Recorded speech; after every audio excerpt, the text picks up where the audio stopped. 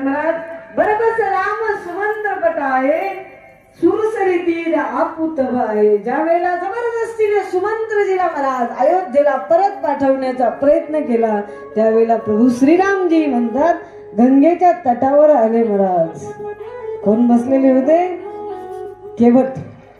जसे गंगेच्या तटावर आले रामजी महाराज, केवट बसलेला होता महाराज. निषादपतीकडून वरदान प्राप्त करून घेतलं. केवटाला माहिती लागली, केवटाजवळ रामजी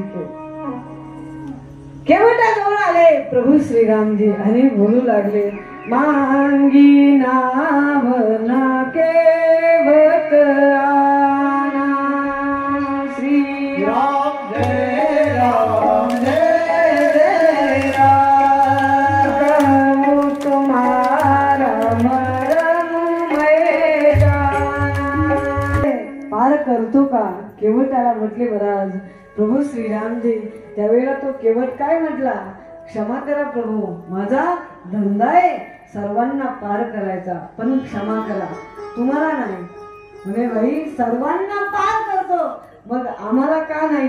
म्हणे तुमच्या चरण रजामध्ये अशी पावर आहे, अशी ताकद आहे, शक्ती आहे.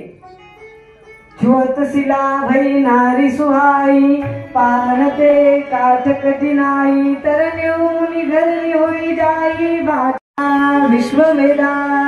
स्वस्ति नस्तार्क्ष्यो हरिष्ठनेमि, स्वस्ति नो बृहस्पतिर्दधातु.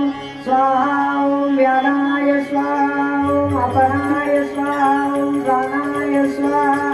लक्ष्मणजी मंत्र बोलू लागले महाराज. पाय धुवून झाले.